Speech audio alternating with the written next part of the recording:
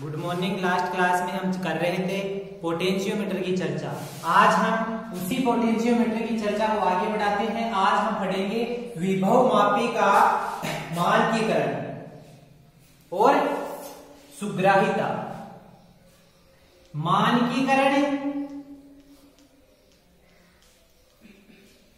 मानकीकरण का क्या मतलब है? हम जो विभव प्रवणता की बात कर रहे थे, x बराबर v/L की, यही से हम मानकीकरण की परिभाषा देंगे। मानकीकरण का मतलब है विभव मापी के लिए विभव प्रवणता का यथार्थ मान।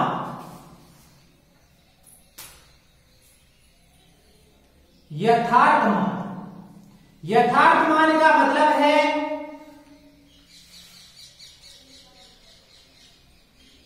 वास्तविक मान।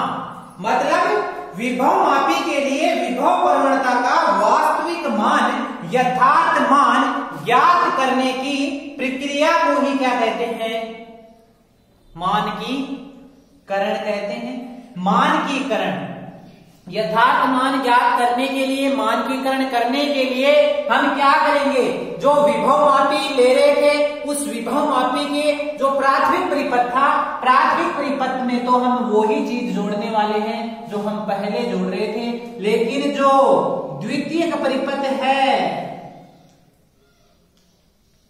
उस द्वितीयक परिपथ में हम जोड़ने वाले हैं मानक सेल। मानक सेल का मतलब है कि इस सेल का विद्युत वाहक बल क्या रहे?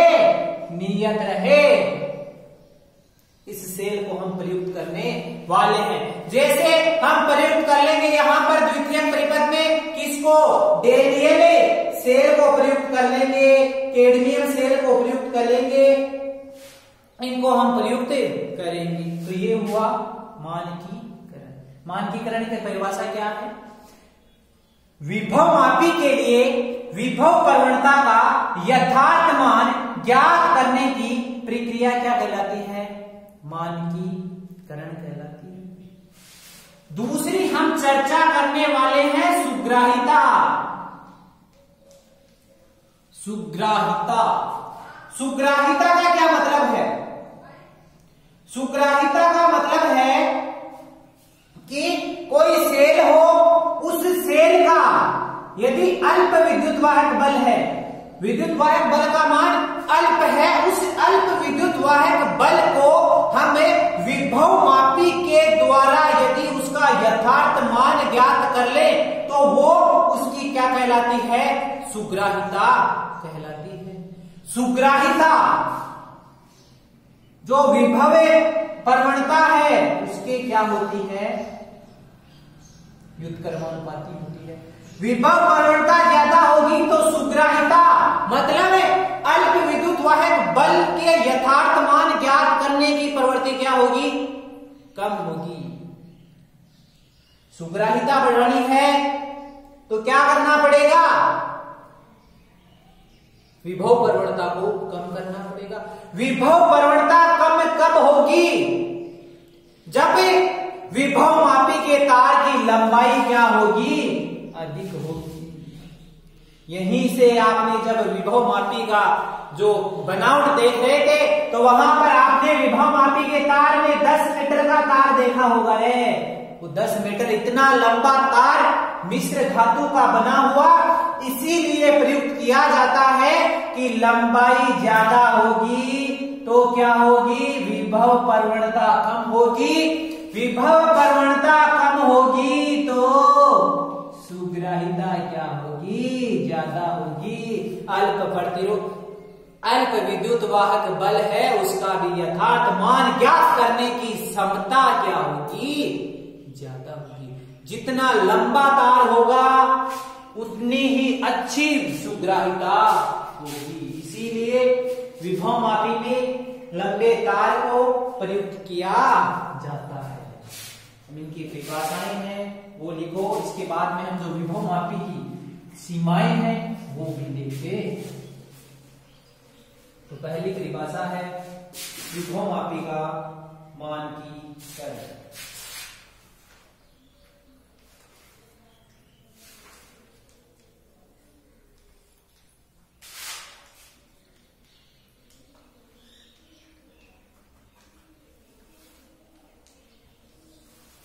विभव मापी का मानकीकरण।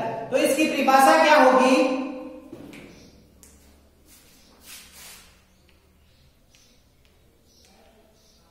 विभव मापी के लिए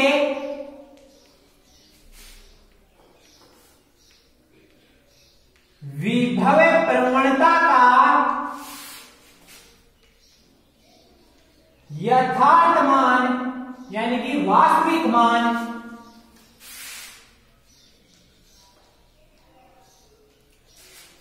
ज्ञात करने की प्रक्रिया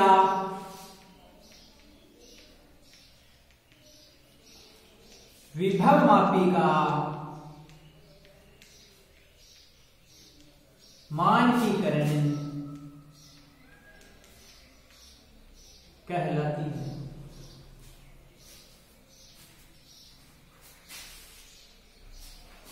विभव मापी का मानकीकरण कहलाती है।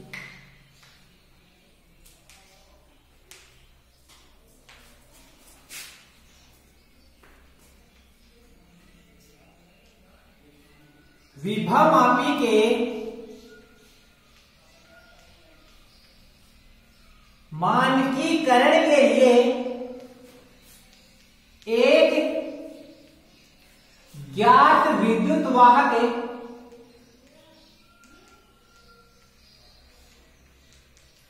बल के मानक सेल को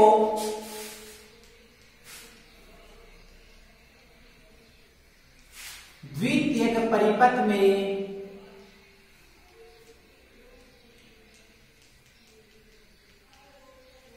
संयोजित किया जाता है।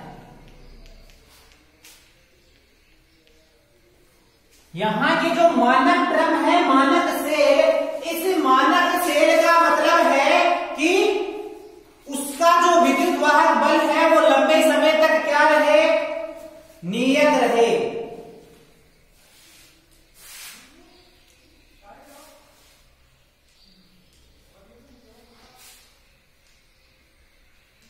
मानक सेल का तात्पर्य है कि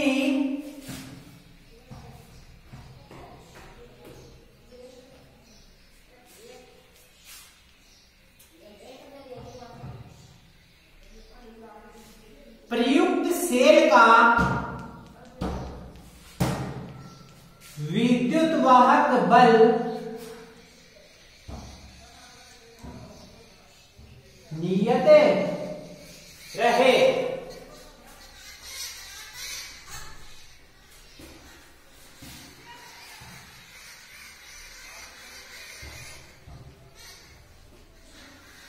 मानक सेल के लिए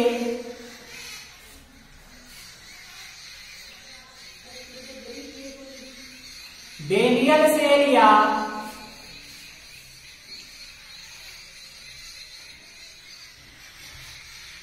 कैडमियम सेल को प्रयुक्त किया जाता है।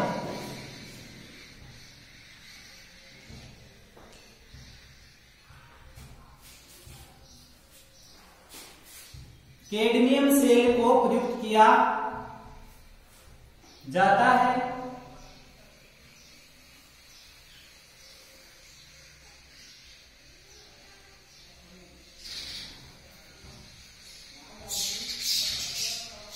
यहां से आप इसका डायग्राम बना सकते हो। मानकीकरण करने के लिए हम क्या करने वाले हैं? ए बिंदु, बी बिंदु, ए बिंदु से बैटरी का धनाग्रह उच्च वोल्ट की बैटरी होती है प्राथमिक परिपथ में। यदि ये बैटरी उच्च वोल्ट की बैटरी होगी, उच्च वोल्ट की नहीं होगी, मतलब इसका जो वोल्टेज है वो द्वितीय परिपथ में प्रयुक्त जो बैटरी होगी उससे अधिक नहीं होगा, तो आप ऐसी कोई भी स्थिति नहीं ला सकते जिस स्थिति पर जो गैल्वेनोमीटर है उसमें विक्षेप शून्य आएगा। तो गैल्वेनोमीटर में विक्षेप शून्य लाने के लिए हम क्या करते हैं? इस बैटरी का जो विभव है, वोल्टेज है, वो दूसरी बैटरी से दूसरे परिपथ में जो प्रयुक्त बैटरी होती है उससे क्या होता है? अधिक होता है।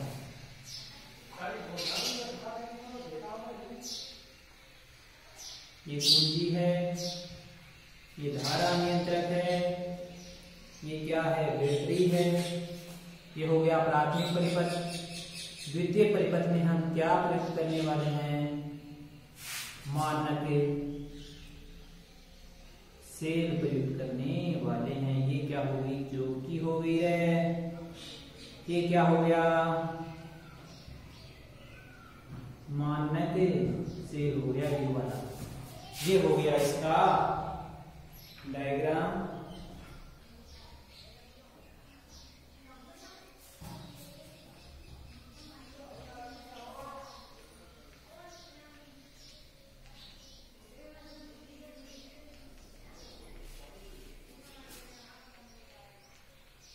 विभव मापिका मानचित्रण कुंजी को बंद करते हैं, बंद करते हैं तो क्या होगा, धारा का प्रवाह दे जाएगा।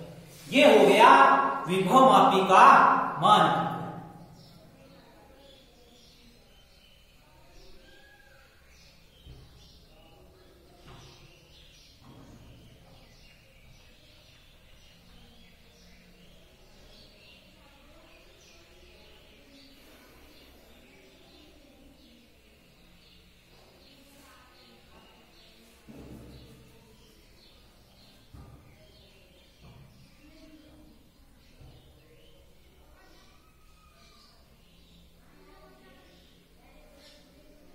अब हम चर्चा करेंगे विभव मापी की सुग्राह्यता।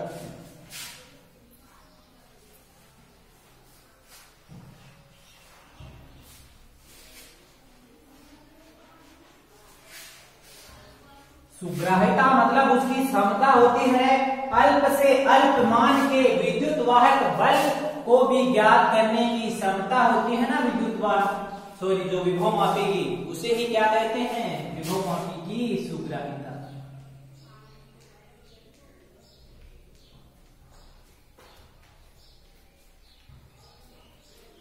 सुग्राह्यता, सुग्राह्यता से तात्पर्य है समता।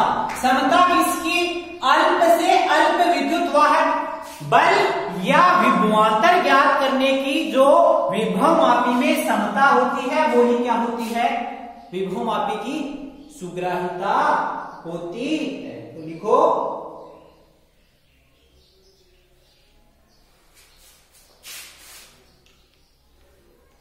किसी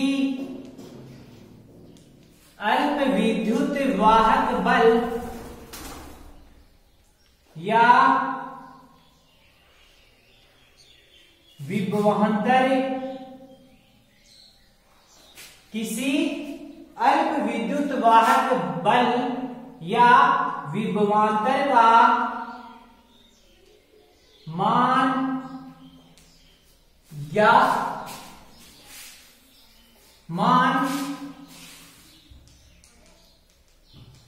ज्ञात करने की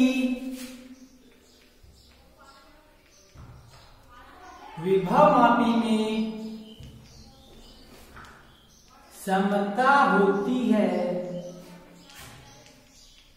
इसे विभव मापी की सुग्राह्यता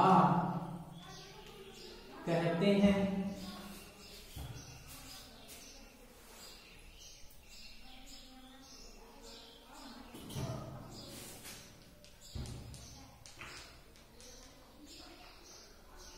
सुग्राह्यता का मान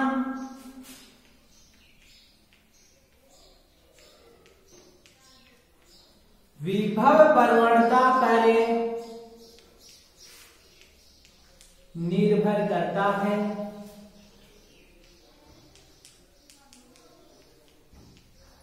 सुग्राह्यता समानुपाती 1/, विभव प्रवणता समानुपाती L/V।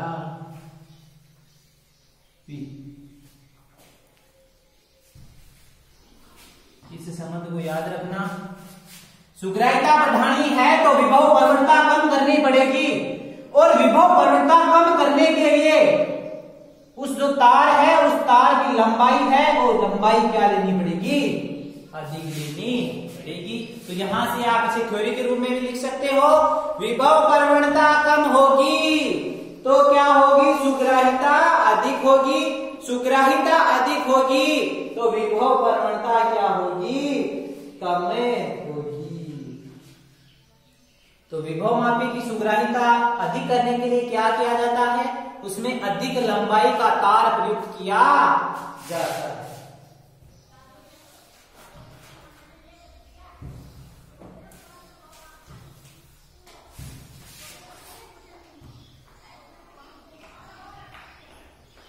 विभव मापी की सुग्राहिता बढ़ाने के लिए तार की लंबाई अधिक प्रयुक्त की जाती है। क्वेश्चन ऐसा भी आ सकता है कि विभव मापी में जो तार प्रयुक्त किया जाता है उस तार की लंबाई अधिक क्यों होती है? तो अधिक क्यों होती है? उसकी सुग्राहिता बढ़ाने के लिए तार की लंबाई अधिक प्रयुक्त की जाती है।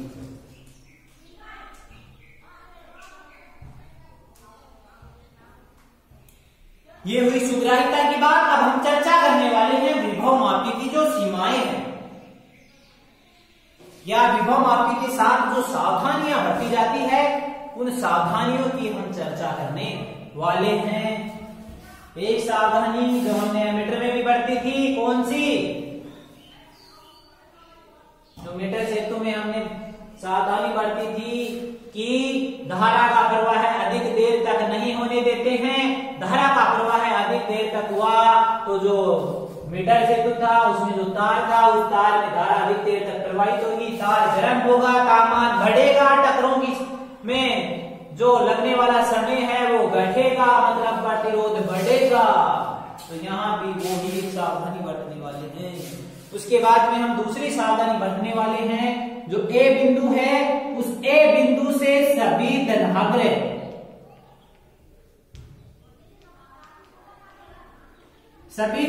को किससे जोड़ते हैं? ए बिंदु से जोड़ते हैं, चाहे प्राथमिक परिपथ का हो चाहे द्वितीयक परिपथ का हो। दूसरी सावधानी ये होगी। तीसरी सावधानी, जो जोकी है उस जोकी को ए सिरे से बी सिरे की ओर खिसकाते हैं, धनाग्र सिरे की से दूसरी ओर खिसकाते हैं। ये होगी तीसरी सावधानी। चौथी सावधानी है, ये जो विभव मापी का तार है ये तार एक समान होना चाहिए, मतलब तार की मोटाई है वो क्या होनी चाहिए? समान होनी चाहिए। ये हो गई इसकी 4 सावधानी। एक 5वीं सावधानी है, कौन सी? जो भी बताई थी, प्राथमिक परिपथ में जिस सेल को प्रयुक्त किया जाता है उस सेल का विद्युत वाहक बल द्वितीयक सेल से अधिक होना चाहिए। यदि ऐसा नहीं हुआ तो क्या होगा? शून्य विक्षेप की स्थिति कहीं नहीं आएगी। चाहे आप इधर से इधर घुमा लो चाहे इधर से इधर घुमा लो, कभी भी शून्य विक्षेप की स्थिति नहीं आएगी। तो ये है इसकी सावधानी। जब इसका उपयोग करो प्रैक्टिकल में तब इसके साथ सावधानी बरतनी है।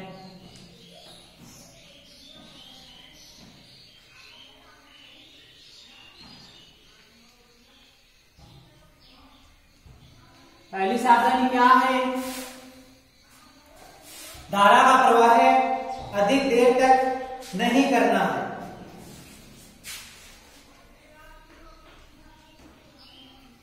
विभव मापी में धारा का प्रवाह अधिक देर तक नहीं करना चाहिए। ऐसा करोगे तार गर्म होगा तो प्रतिरोध क्या हो जाएगा? बढ़ जाएगा। दूसरा है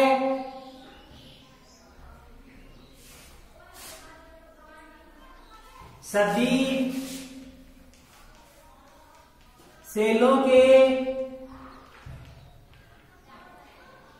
उच्च विभव वाले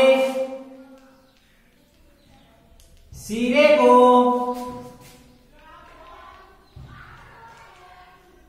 विभव मापी के ए से जोड़ते थे। तीसरी सावधानी है, जो विसर्पी कुंजी है जो कि है उसको ए बिंदु से बी बिंदु की ओर खिसकाते हैं। या जो संतुलन लंबाई है वो किसे मापी जाती है? बिंदु ए से मापी जाती है।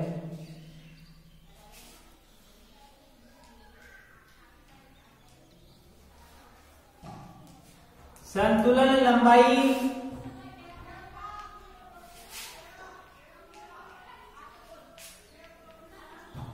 उच्च विभव वाले सिरे ए से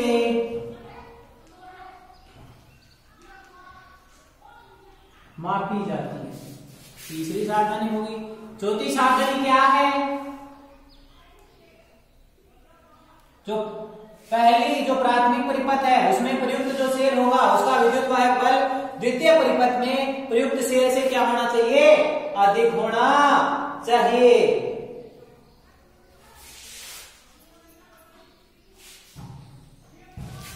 प्राथमिक परिपथ में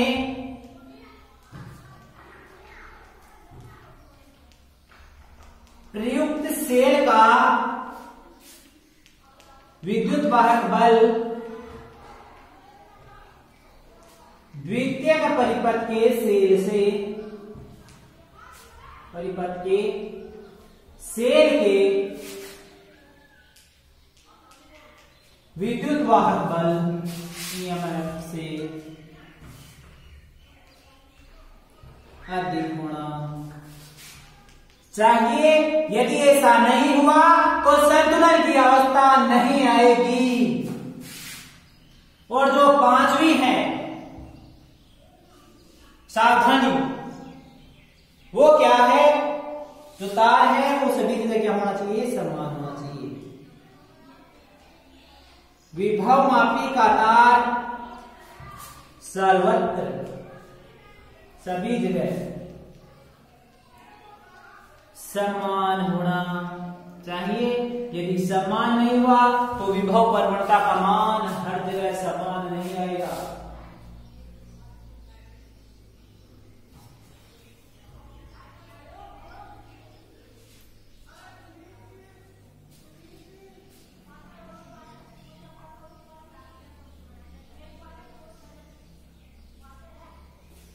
अब हम चर्चा करेंगे विभव मापी के अनुप्रयोग।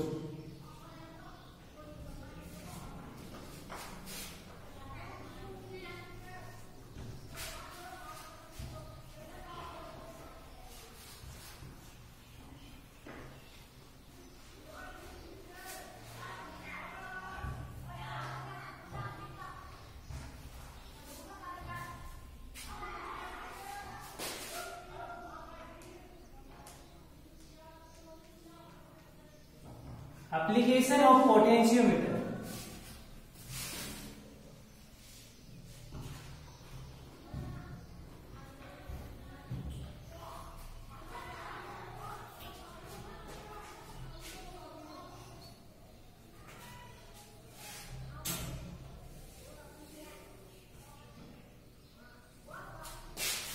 इसमें पहला अनुप्रयोग पढ़ने वाले हैं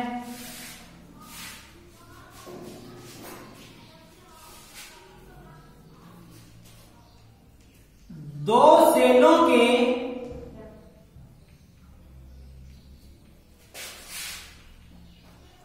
विद्युत वाहक बलों की तुलना। दो सेलों के विद्युत वाहक बलों की तुलना, कंपैरिजन करेंगे दो सेलों के EMF के बीच। जो संबंध आएगा उसे संबंध है। तो इसमें क्या करने वाले हैं? ये हम विभव मापी ले लिया हमने। ये विभव मापी है, ये इसके दो बिंदु A व B हैं। हमने कहा एक बिंदु से सभी के धनाग्रह जोड़ दिए जाते हैं। हम जोड़ रहे हैं भाई धनाग्रह। ये हमने धनाग्रह जोड़ दिया, ये हमने क्या जोड़ दिया?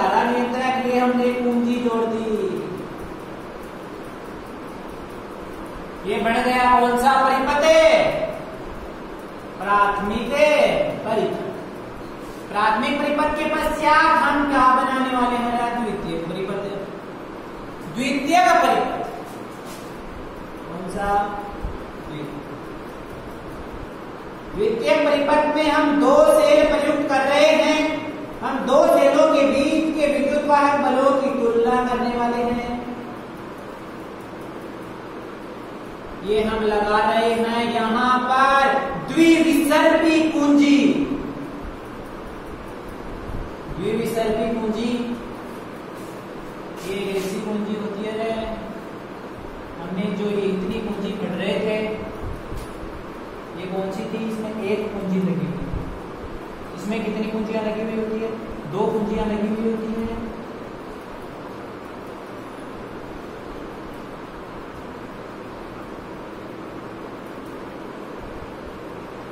यहां से वायर जुड़ा हुआ होता है, यहां से वायर कनेक्ट होता है और यहां से वायर कनेक्ट होता है। इसमें आप यदि इन दोनों को साथ चलाना चाहते हो तो यहां पर कुंजी लगा देते हो। यदि इन दोनों को साथ लगाना चाहते हो तो यहां पर लगा देते हो। इस प्रकार से ये द्विविसर्पी कुंजी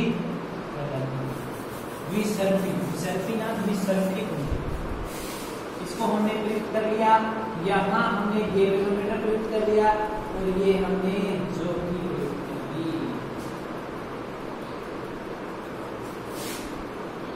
इसे मैं बिंदु 1 दे देता हूँ, इसे बिंदु 2, इसे बिंदु 3।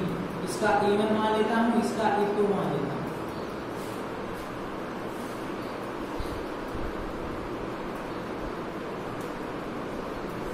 ठीक है।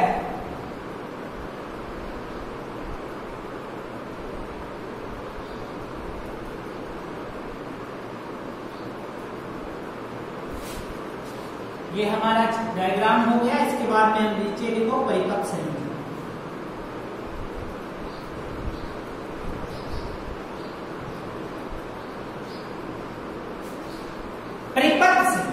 परिपथ संयोजन में आपको कुछ नहीं लिखना। जो इसमें आपको डायग्राम में दिख रहा है वो सारी बातें आपको इस परिपथ संयोजन में लिखनी। तो क्या लिखना है? लिखना है विभव मापी के बिंदु ए व बी से प्राथमिक परिपथ को जोड़ा जाता है, जिसमें एक बैटरी, एक धारा नियंत्रक तथा एक कुंजी प्रयुक्त की जाती है।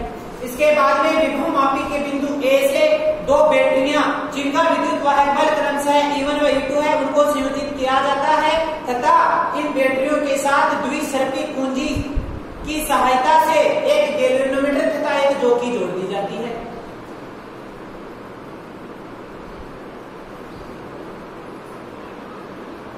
ये हो गया इसका परिपथ संयोजन। इनको नाम दे दिया, एक बिंदु ए, एक बिंदु 2, एक बिंदु को 3 नाम दे दिया। इसको ऐसा न लिखकर ऐसा भी लिख सकते हो। बिंदु ए से दो बैटरियां जोड़ दी जाती है जिनका विद्युत वाहक बल क्रमशः E1 व E2 है। ये E1 व E2 को बिंदु 1 व 3 से जोड़ दिया जाता है तथा बिंदु 2 से एक गैल्वेनोमीटर तथा एक जोकी जोड़ दी जाती है। ऐसा भी आप देख सकते हो। तो लिखो परिपथ संयोजन में चित्रानुसार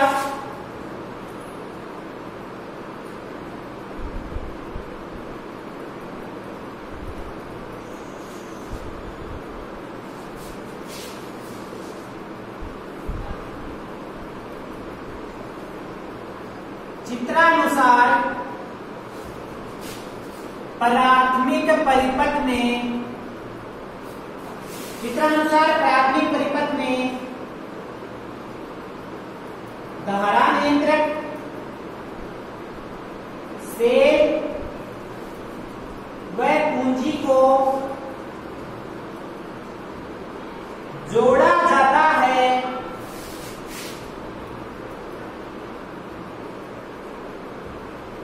विभव मापी के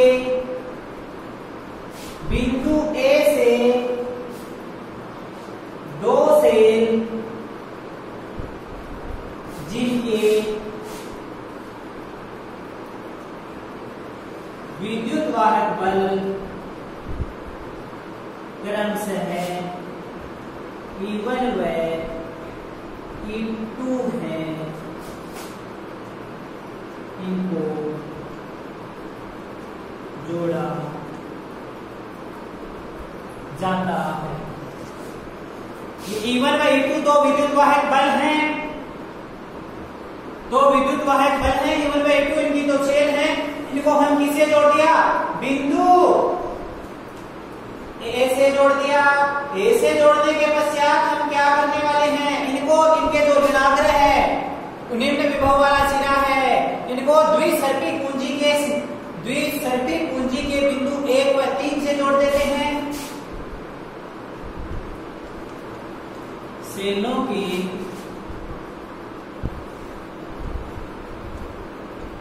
ऋणाग्र वाले सिरे को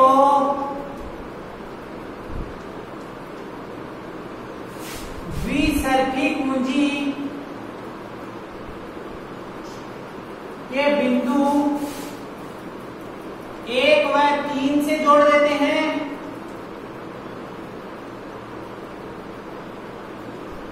तथा बिंदु 2 को, दूसरे बिंदु को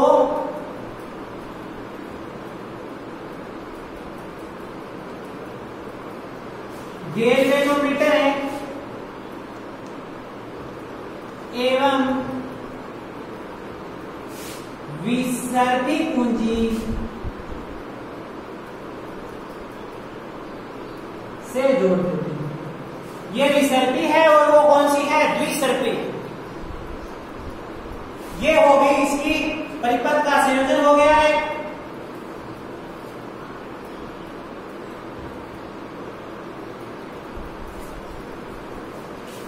अब हम चर्चा करने वाले हैं कार्य।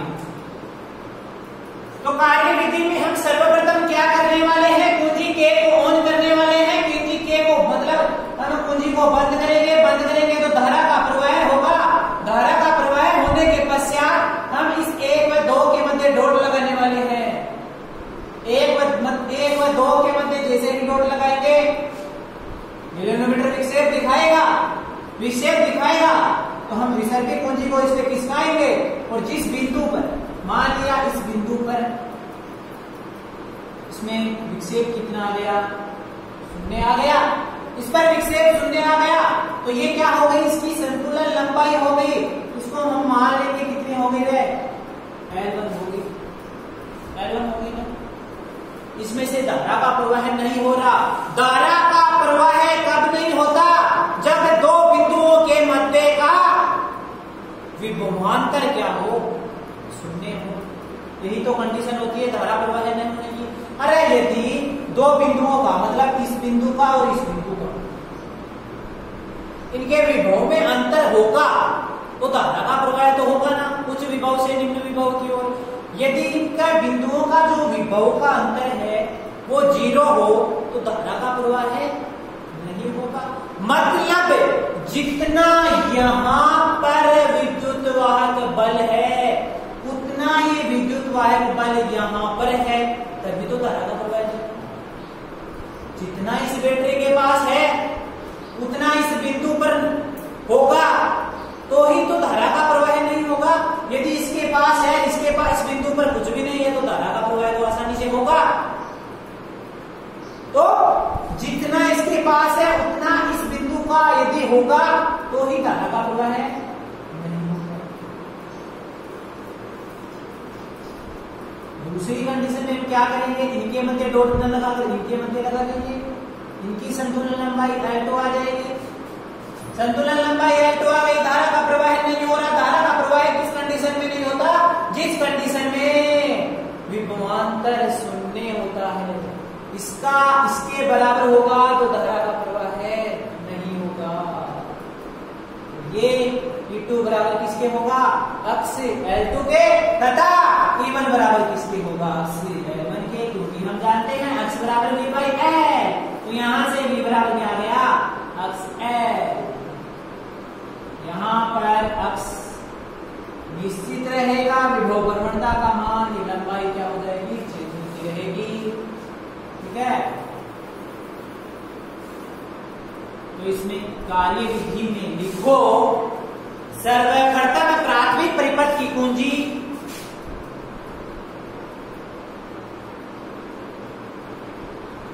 सर्वप्रथम प्राथमिक परिपथ की कुंजी को बंद करके बिंदु 1 व 2 के मध्य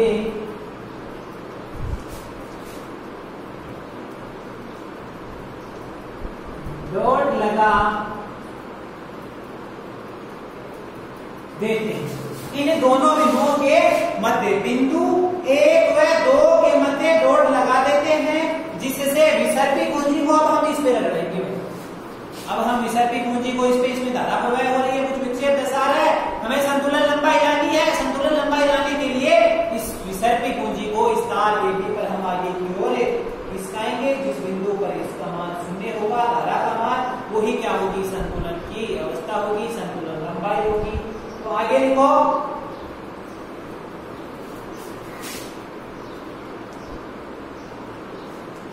विसर्पी कुंजी की सहायता से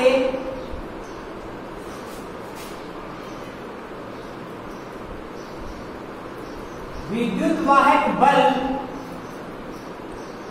E1 के लिए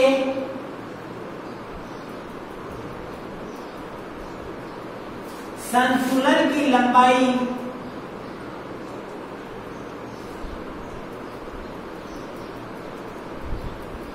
ज्ञात करते हैं। इस जो सेल है, इस सेल के विद्युत वाहक बल E1 के लिए हम किसकी लंबाई ज्ञात करते हैं, संतुलन की लंबाई ज्ञात करते हैं। माना संतुलन लंबाई L1 हो तो विभव मापी के सिद्धांत से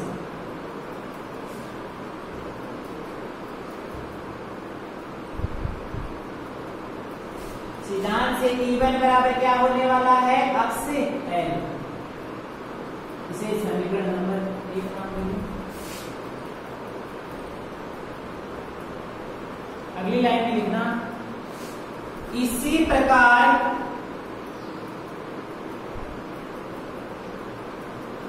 बिंदु 1 व 2 के मध्य से डाट को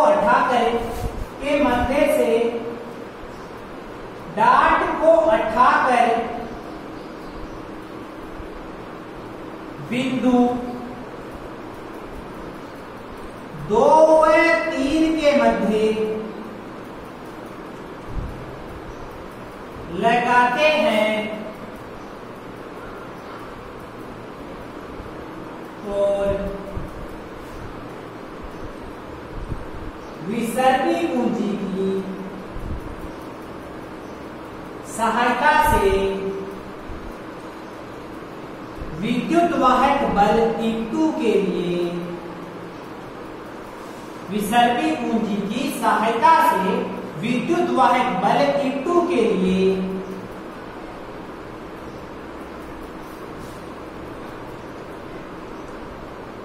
संतुलन लंबाई ज्ञात करते हैं। माना लंबाई L2 हो तो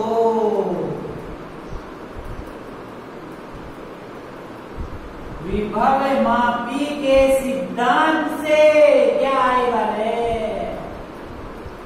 E2 किसके बराबर होगा,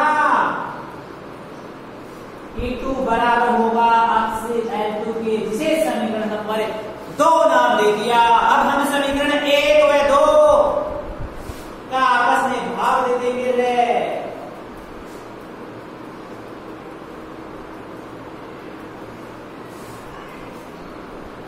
ये E1 इसके बराबर क्यों हुआ, ये इसलिए हुआ क्योंकि संतुलन की अवस्था में ये जो धारा है, ये जो गैल्वेनोमीटर है, ये धारा का कोई मान नहीं बताता, मतलब शून्य धारा को बताता है।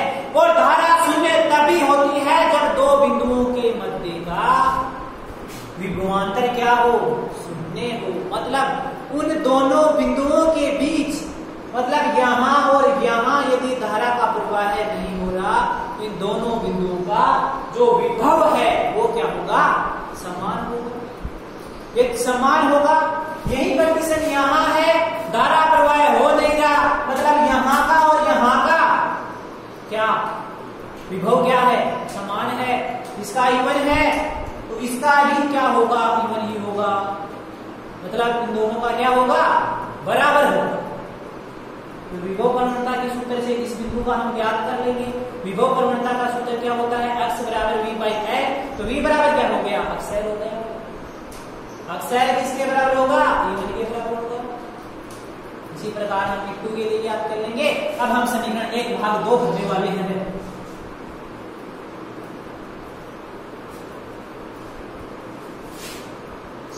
समीकरण 1 व 2 से,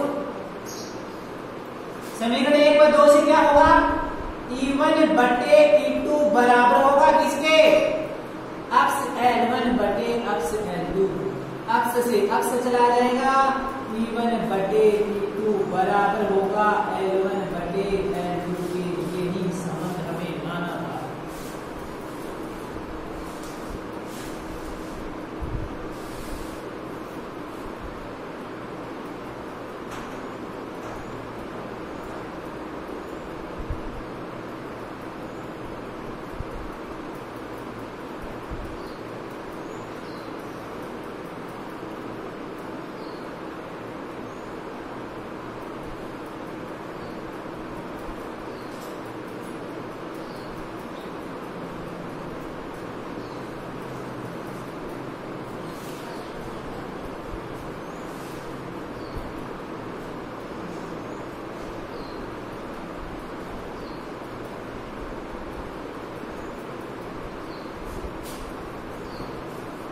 यहां से आप देख सकते हो इन दोनों सेलों के विद्युत वाहक बलों का जो अनुपात है वो संतुलन लंबाई के अनुपातों के बराबर है। यहां से आपको यदि प्राथमिक सेल मानक सेल हो, मतलब उसका मान आपको ज्ञात हो और दोनों लंबाइयां दी हुई हो, तो आपको द्वितीय परिपथ में जो सेल प्रयुक्त किया जाए उसका मान पूछा जाए तो आप ये ज्ञात करे सकते। आज के लिए इतना। नेक्स्ट क्लास में इसके और अनुप्रयोग है। आंतरिक प्रतिरोध ज्ञात करना, जो अल्प प्रतिरोध होते हैं उनको ज्ञात करना, एमीटर में जो शुद्धता है वो देखेंगे, वोल्टमीटर में जो शुद्धता है वो देखेंगे। उसी के साथ नेक्स्ट क्लास में हमारा ये जो चैप्टर है वो कंप्लीट हो